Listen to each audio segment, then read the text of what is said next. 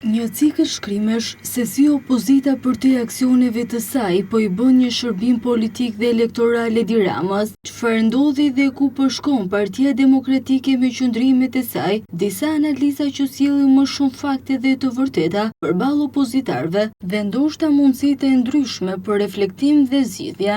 Edi Rama po bëhet gati për zgjedhjet e ardhshme të vitit 2029, nuk po flasim për zgjedhjet elektorale, të cilat me reformën administrative, ku opozita nuk ka marrë pjesë dhe me këtë situatë elektorale Partia Demokratike do t'i humbë në mënyrë dërmuese bashkitë, mund të ketë ndonjë fitore tek tuk, por duket qartazisht se socialistët e kanë zgjidhur problemin e tyre organizativ në bazë, strukturat u funksionojnë, ndërsa PD-ja i ka të shpartalluara. Ky është një problem thelbësor. Shkëputja e kontaktit nga njerëzit, mungesa e mbulimit dhe njohjes së zonave elektorale, të strukturave që nga seksionet, grup seksionet e saj, ndërkohë që socialistët vazhdojnë të ruajnë këto qeliza.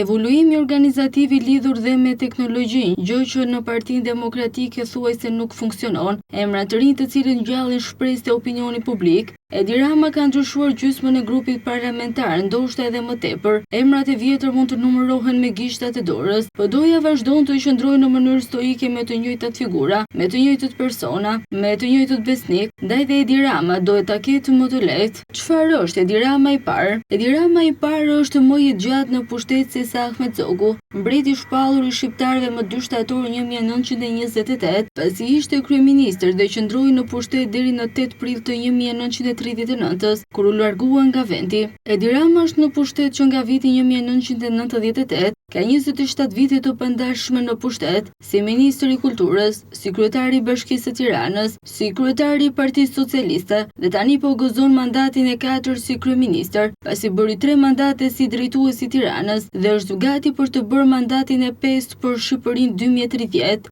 Zgjedhjet janë në vitin 2029. Gjatë fushatës Edi Rama pati një moment sinqeriteti kur tha se shqiptarët mund të kenë një kryeministre së shpejti. Prandaj dhe Edi Rama është i qartë që të ekzistojë ende Edi Rama i parë me 5 mandate mund të ishte e papranueshme për ndërkombëtarët, për rajonin dhe për vendin, por ky nuk është problemi i tij. Ai do të punojë për atë qëllim. Në çfarë forme? Format janë nga më të ndryshmet. Ndryshimi i sistemit politik, duke i dhënë më shumë kompetenca presidentit, duke u bërë president i vendit, duke emëruar një kryeministër siç është në Francë, apo gjet ku peshën e ka presidenti i Republikës, apo në Turqi me një reformë të re. Por këtë do të marrë nga pas opozitën, do t'i jap në një kock. Opozita do ta marrë dhe shumë shpejt do të formohet Republika e Edi Ramës së parë, njeriu më i gjatë në pushtet. Kjo jo vetëm se i blen votat, jo vetëm se ka një parti më të madhe, por edhe për shkak të një opozite të lodhur, tropitur, sakatuar, të pafokusuar, të paqartë, jo vizionare, pa qëllime të mirëfillta elektorale, por që vepron sot për nesër, që ka një turbullir të cilën ende nuk po e kupton, që thelbësisht është lidhja me shqiptarët, me bazën, përtej demokratëve, përtej strukturave, është qenë një alternativë, e cila në fakt në këto zgjedhje erdhi si program, por jo si zgjidhje politike për shqiptarët.